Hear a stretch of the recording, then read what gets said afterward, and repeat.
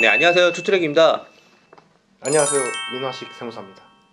만나서 반갑습니다. 네, 세무사님 반갑습니다. 예. 네, 늘 감사하게 생각했습니다. 악수 한번 할까요? 아닙니다. 새해 복 많이 받으십시오. 네, 아닙니다. 네.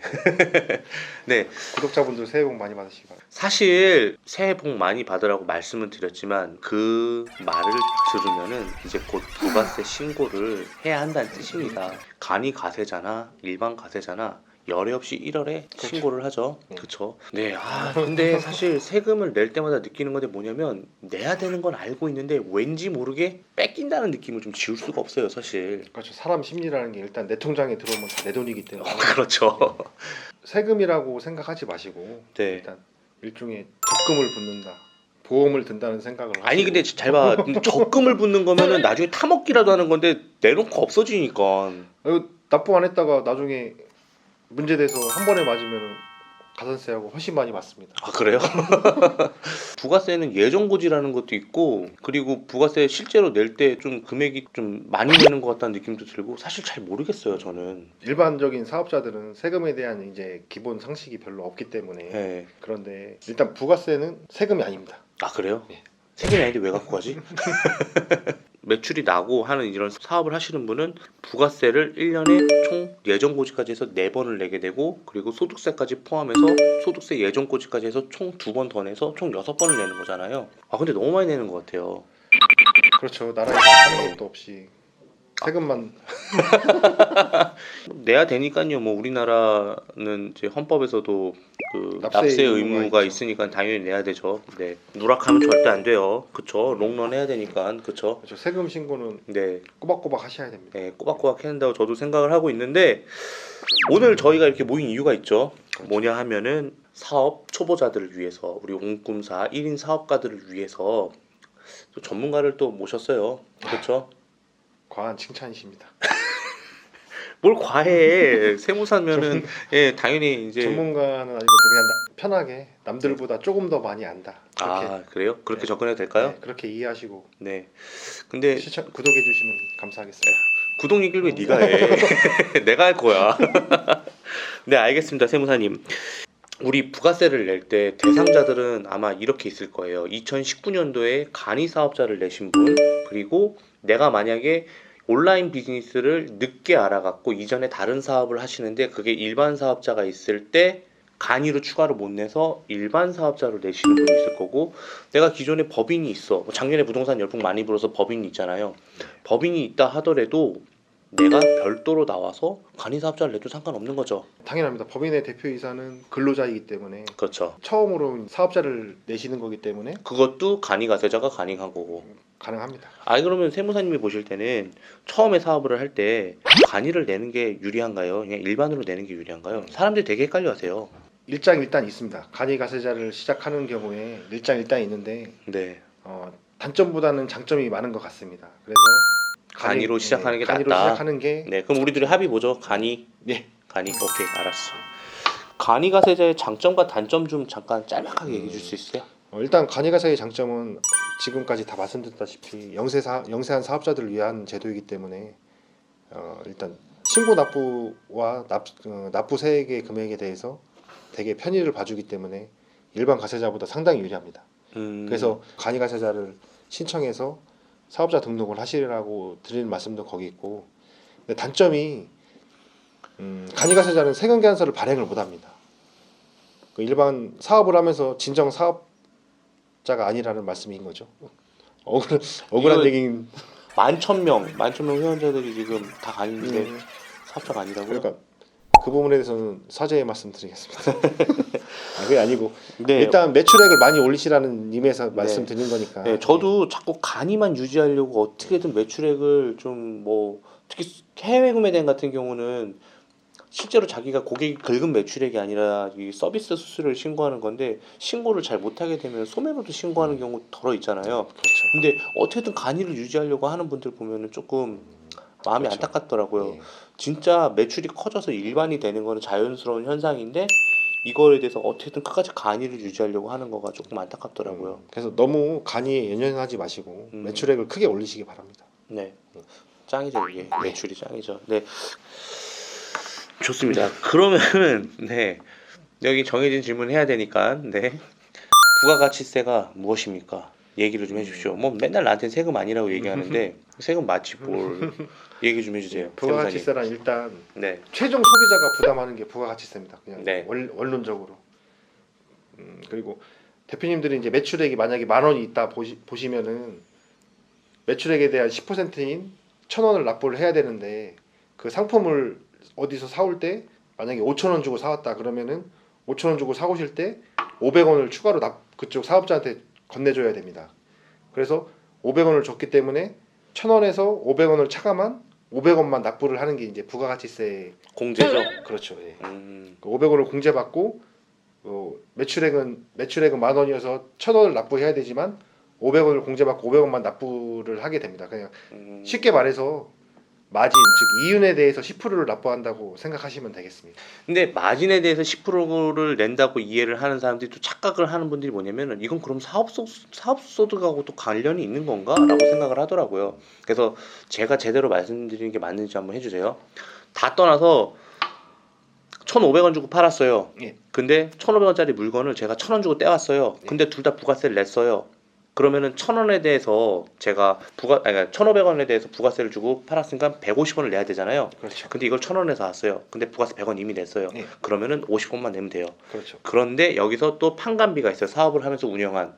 그러면서 세금 계산서도 또 받고 광고 선전비도 뭐 부가세도 내면서 했어요. 그럼 거기 있는 내 부가세들도 다 공제를 받고 해서 그렇죠. 실질적으로 1,500원에 팔았으면 150원을 내는 게 아니라 사실 많이 더 줄어든다고 보면 그렇죠. 되겠네요. 그렇죠? 그래서 좀 전에 말씀드렸다시피 그렇게 공제를 받으려면 세금 계산서를 꼭 증빙을 받으셔야 됩니다. 그래서 네, 알겠습니다. 감사합니다. 어쨌든 간에 부가세라는 거는 최종 소비자가 내는 세금이고 그리고 우리도 매출을 냈으면은 당연히 내야 되는 게 맞는 거라고 말씀하시네요. 아까 전에 제가 뭐 우리 옹꿈사를 통해서 사업을 시작하신 분들 중에는 일반 가세자도 있고 법인 사업자도 있고 간이 가세자도 있다고 말씀드렸는데 거의 8, 90%가 간이 가세자일 거예요. 그러면은 간이 가세자란 정확한 정의가 무엇인지 한번 말씀해 주실 수 있어요? 간이가세 제도란 예. 소규모 영세사업자의 납세 편의를 위해서 나라에서 신고도 좀 간이로 편안하게 할 수 있고 네. 세금 납부도 일반 과세자에 비해 좀 현저하게 부담을 적게 줄여주는 일종의 그런 특혜 같은 제도라고 보시면 됩니다. 근데 뭐 아시겠지만 온라인 비즈니스를 하더라도 처음부터 간이를 낼 수 없는 업종이 좀 있더라고요. 그렇죠. 예, 왜냐하면은 내가 만약에 중국에서 물건을 이만큼 떼어왔어.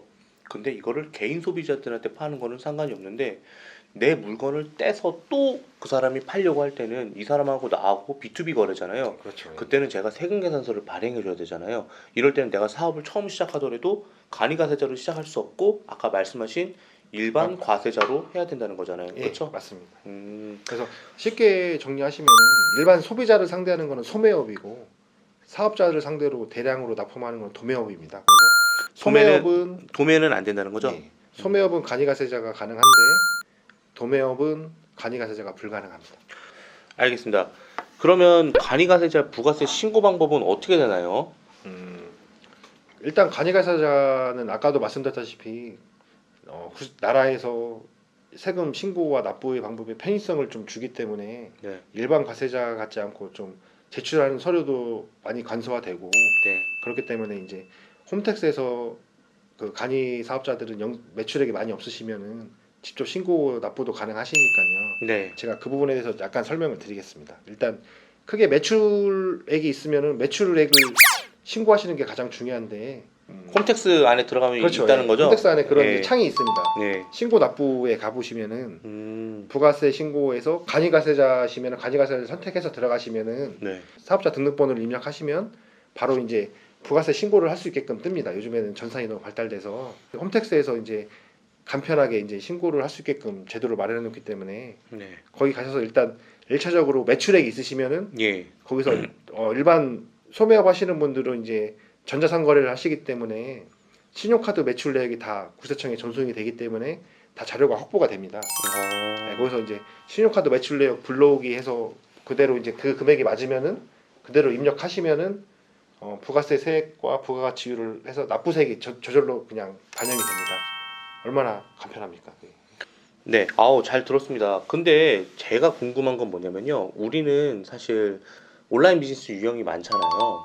아시다시피 이제 수입을 해갖고 와갖고 간부가세 다 내고 판매를 하는 우리 병행 수입 있을 수 있고, 그리고 이제 국내에서 위탁으로 판매를 하시는 그런 게 있을 수 있고, 또 하나는 해외 구매 대행이 있을 수 있잖아요. 각각 매출액은 뭘로 시작되는 건가요? 그 매출액을 기반으로 부가세를 산정하는 네. 거니까요. 네, 좋은 질문이십니다. 예. 일단 병행 수입과 그 국내에서 사입해서 판매하는 위탁 매매 같은 경우에는 예.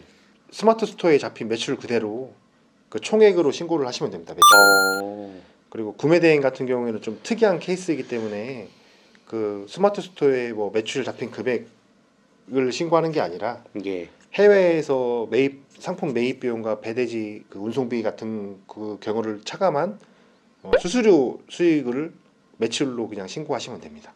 아. 그리고 부가세 신고는 간이가세자인 경우에는 매출액을 제대로만 작성하셔서 신고하시면은 네. 납부세액이 아마 100%가 안 나온다고 할 수는 없고, 예, 예. 예, 나오더라도 조금밖에 안 나오니까 그렇게 자진 신고를 하셔도 무방하기 때문에 나라에서 간이가세자라는 제도를 만들어놨습니다. 세무사님, 그러면 제가 궁금한 게 하나 있어요. 언제부터 기장 대행을 맡기는 게 유효한 포인트가 될까요? 뭐 매출액이든 아니면 사람을 고용하든 뭐 언제부터 해야 되는 게 맞나? 아주 좋은 질문이십니다. 예. 많은 사업자들이 아마 궁금해하실 텐데 실질적으로 기장 대행 서비스라는 거는 매달 저희가 서비스를 제공하고 그에 상응하는 이제 대가를 받는 건데, 예. 매출액이 저조하시면 일단 기장 대행은 제 생각에는 하실 필요가 없다고 오, 진짜요? 이렇게 솔직하게 말씀해 주셔도 되는 거예요? 제가 원래 솔직 빼면 시체이기 때문에 예, 감사합니다. 네. 예, 그러면은 언제쯤? 그냥 대략적으로 말씀드리면은 혼자 일하기 힘드실 때 매출액이 근데 저는 솔직히 무슨 생각을 하고 있냐면요. 이건 제 의견이니까. 네. 이제 제가 생각하는 이 써야 되는 시점이 언제냐면은 말씀하신 대로 혼자 일하기 좀 버거울 때도 있지만 직원을 채용하게 되면 생각보다 그렇죠. 예, 처리해주고 공제받는 거를 많이 챙겨주셔서 그러니까 혼자 일하기 힘든다는 표현에 그 직원 채용은 무조건 기장을 한번 알아보셔야 되는 거예요. 왜냐하면은 그 인건비 나가는 거에 대해서 매달 구세청에 신고도 하고 사대보험공단에다가 신고도 해야 되는데 네, 그런 부분은 이제 대표님들이 하시기 힘드니까 네, 직원을 채용한다는 자체가 매출액이 어느 정도 올라왔다는 반증이기 때문에 네. 그때 되시면은 이제 기장 대행을 아마 하시면 알아보시면 될 것 같습니다. 그러면 마지막으로 한 가지만 질문 드릴게요. 절세할 수 있는 꿀팁 한 번만 알려주세요. 뭐 예를 들어서 부가세나 뭐 세금이나 뭐 이런 거. 부가세 사업자가, 예. 신고에서 절세할 수 있는 팁은 가장 기본적이면서 가장 중요한 게 하나 있습니다. 예. 그 사업을 하시면서 매출하시면은 상품을 매입하시잖아요, 다. 네네. 그러면 상품 매입에 대한 증빙인 세금 계산서를 꼭 받으시면 됩니다. 사전에도 말씀드렸다시피 뭐 거래 상대방이 간이가세자이면 세금 계산서를 받을 수는 없으니까 그런 부분은 차후로 미루더라도 일반적인 정상적인 사업을 영위하면서 받을 수 있는 거는 전부 다 받으시면 됩니다. 그게 결국에는 F&D로 하는 게 절세가 낫다. 가장 기본적이면서 가장 중요한 것입니다. 세금 계산서를 발행을 받는다는 거는 일단은 내가 매출이 아무리 많이 난다 하더라도 세금 계산을 발급받으면은 그만큼 공제가 되니까요. 그쵸? 비용으로 떨굴 수 있으니까 이익이 줄어들고 그렇다는 말씀이신 거죠? 그렇죠. 정확하게 이해해 보십니다. 역시 똑똑하십니다. 아닙니다. 하수입니다 아직. 네, 그러면은 우리 이나식 세무사님 이렇게 모시고 얘기를 했는데 어떻게 도움이 되셨는지 모르겠어요.